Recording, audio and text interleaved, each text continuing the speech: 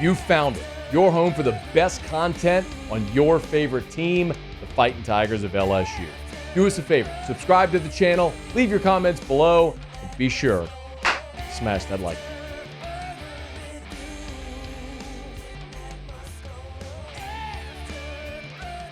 Always pleased on Tuesdays, we get a few minutes with our buddy Shea Dixon from On3, the Bengal Tigers. Shay, how are you, man? I'm doing well. How are you, Matt?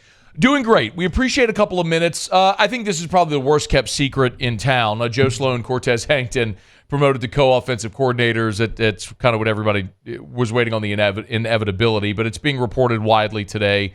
Shay, what has been the reaction in the recruiting world to the Sloan Hankton promotion? I think you probably start with exactly what a promotion is, someone who's already on staff. So what have they done so far? And these guys have both been here since Brian Kelly first got here. They were those original hire groups on offense. And you look at, I think, towards the future, granted, what all these guys have, especially offense, they've signed everybody now, and you're moving towards not just high school additions and portal additions this offseason that they've gotten, but now towards the future. And it doesn't get any bigger. I mean, Cortez Hankton has a commitment from a 5-star and the number 1 overall receiver in DeCorian Moore coming out of Duncanville in Texas. And then obviously here recently, earlier this month, Joe Sloan lands a commitment from Bryce Underwood, the 5-star plus quarterback out of Michigan, who, if he signs with LSU, will go down alongside Fournette as the highest-rated player LSU's ever signed in the program's modern history of recruiting rankings and all that the past 20-plus years. So it doesn't get any bigger than that. I was of the opinion that, and I think that you see it too, Matt, with the decisions of how it's played out, Brian Kelly, for better or worse, cleaned house on defense. All 5 of them, everyone who was a defensive staff member got replaced by somebody else. If you want some sort of continuity, yes, you had an offensive coordinator position open, but you had the number 1 offense in college football, and Kelly's on the headset. Sloan and Hankton worked on staff. We got to see it in the Wisconsin game. So this was almost like, okay, we know we aren't going to have the number 1 overall offense again. It's unlikely because Jaden Daniels was a big part of that. But you can take only a few steps back or however many and still be one of the best offenses in the country and utilizing all your weapons. And I think that spoke to why these two made sense. And you're not bringing in a new playbook. No one has to learn anything new in that regard. And for the recruits, like a DeCorian Moore, like others who are looking at LSU or on the offensive side of the ball, they see it and say, okay, all the coaches that I've known the whole time I've been recruited while LSU had this number 1 offense are still there. So I think you'll see that Bryce Underwood and DeCorian Moore, 2 guys who don't talk a lot publicly now that they're committed, but from talking to folks behind the scenes and people in their camps, this is the direction they hope that they would go with it. Well, they have a great opportunity as well to finish this class strong. I know Terry Bussey was on campus, Shay. Any idea how that visit went? Yeah, he'll be on campus next week. That's when. Okay, my apologies. So he's next week. Okay, yeah. So what's the latest there then with Bussey? So it's LSU, Georgia, trying to pry him away from A&M. And at one point it was LSU, Bama. Travaris Robinson was the person recruiting him at Bama. He's moved over to Georgia, so now Georgia kind of moved up on his list a bit. But he will get a chance this week to meet in home with the staff. Brian Kelly will be over there. They already have used their official visit, though, so you don't get 2 of those. So A&M's going to have him in for a visit the final weekend before signing day. He'll be here midweek next week, and this weekend he'll be at Georgia. So he's going to knock out all 3 schools, kind of in a hurry here. But we're talking about a guy out of Timpson in Texas, a 5-star, really the only 5-star left out there that has nothing to do with the portal or reclassifying or anything. I mean, he's been a member of this 2024 class. He's a senior, and he didn't sign early because he said, look, all these in December, coaching changes galore were happening at A&M, let alone what happened at Alabama, and obviously for him, Travaris Robinson moving on, and then LSU here, shaking up everything on defense. So it's a chance for the new staff to get to know him, see if they can make any final pitches to a kid who has been committed to A&M since September. I mean, think about this, Matt. LSU's already flipped 4 Texas A&M commitments in this class, and all very good ones, like highly rated guys. Flipping Bussey would mean flipping 5 of them, so they're taking full advantage of Jimbo and the whole transition period there and his departure. But this is certainly a guy who I think most viewed as the guy who's strongest or most firm in his commitment to A&M. Everyone always thought he was going to end up at A&M. He's never decommitted, never flipped anywhere else yet. So can someone pull him away? Georgia, LSU here in the final 2 weeks? Sure, maybe. I just think this will be the toughest one yet, just because of his background with A&M and how long everybody has just presumed that's where he's going to go play college football.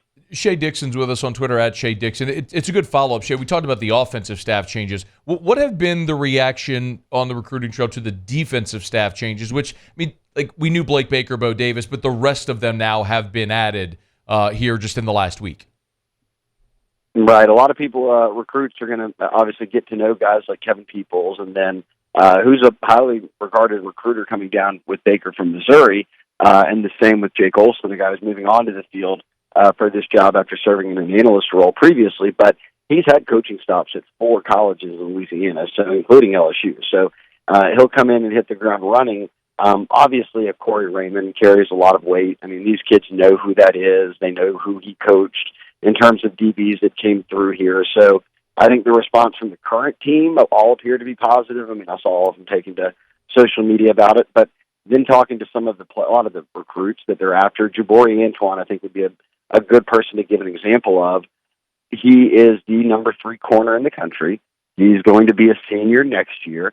He's a Louisiana kid, and he's the highest-ranked Louisiana DB that's out there. Obviously, as the number 3 corner in the country, that puts you firmly into that conversation. So LSU fans hear that. They say, okay, that's a must-get, right? Like the defensive backfield needs those kind of guys again to come through and get developed.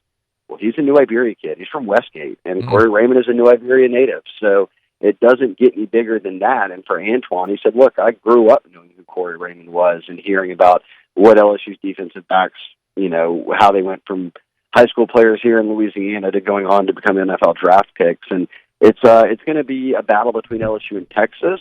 I think, though, that LSU being able to get Raymond in that spot, him being a cornerback, and then really putting together the seasons that they've had, a number 1 recruiting class for next year, which is the part, or I guess the group that Antoine would be a part of. So I think that's a good example, at least, of what a Corey Raymond can do for you. The guys in Louisiana, the guys in Texas, Florida, considering, and plus he was just there, they know who he is, and that's a household name for defensive backs who have an LSU offer. So I do think that's one where, much like bringing back Frank Wilson, much like bringing back Bo Davis, that it makes such a splash hire. 2 more things for you, Shea. Number 1, I know they got a junior day this weekend. That's the first of several. Can you give us sort of like a thumbnail preview for this event this weekend? Yeah, so this will be the first one that they have. They'll have guys in February and then again in March, which when they begin spring practices, that's when Brian Kelly really likes to have guys there in the staff. So recruits and their families can come watch a practice and sit in on, you know, a team room or a film study and just get kind of more of a grip of how they operate. But this one kicks off. Every kind of college is doing one during the month of January. This weekend is LSU's, and it's pretty much all of the underclassmen that you would consider high on the radar, guys in Louisiana that you're looking at for an offer. But Harlan Berry, the number 1 running back who's committed, now will be there. Keelan Moses, who many times I've called sort of the cornerstone piece of this class, the guy that's going to help recruit everybody out of U-High, or Moses coming out of U-High. He'll be there. Lamar Brown, U-High's other top prospect for 2026, will be there. A number of Texas kids are coming in, as well as some kids out of Georgia. In fact, Braden Jacobs, who's Brandon Jacobs' son, Louisiana native Brandon Jacobs. His son did not decide to play running back at that size. He is a offensive tackle and a very good one. So top 15 player in the country at the offensive tackle position for next year. He'll be in town. So I would look for, I mean, I posted 15, 20 names today. I bet they have 25, 30, 35 guys in. And again, a mix of Louisiana guys, current commitments, and then some players thereafter. And I will note now, just because I talked about Lamar Brown, another guy will be there this weekend, Blaine Bradford out of, I don't know, somewhere in Baton Rouge, one of those private Catholic schools. Yeah. Get ready, bro. Get ready, Shea. They're going to get him, right? They got to. They got to, yeah? We'll say everybody in this goes to what I was saying. Everybody in the country wants these guys. So last week, LSU fans didn't care about this, but Juju Lewis reclassified a USC quarterback commit from 2026 into 2025. Well, that's the class. LSU has Bryce Underwood. No big deal. Well, moving him off the list puts Jakeem Stewart, defensive tackle out of St. August, the number 1 player in the country. Oh, wow. Puts Blaine Bradford out of Catholic, the number 1 safety, as the number 4 player in the country. And then Lamar Brown, the number 1 offensive lineman in the country, is number 5 on that list. So of these guys are about to be done with their sophomore years, so the next year will be their junior seasons. 3 of the top 5 are from Louisiana, 2 from right here in Baton Rouge. So what you're telling me is there's a reason Brian Kelly left frigid South Bend for the fertile recruiting ground of Baton Rouge. Yes. Well, Now we're dealing with, I don't know what Jim Harbaugh is going to do with his life, but obviously people have talked about what Kelly would mean as a replacement. I'm curious. I'll just ask you, are teams, and I think they're going to promote Sharon Moore, but regardless, if you're in that position, do teams now look at something that's never happened, but what happened at Bama, and say, we've got someone to promote from within, or someone with ties all over the staff that can keep everyone? That's better than bringing in somebody that knows none of our players, right?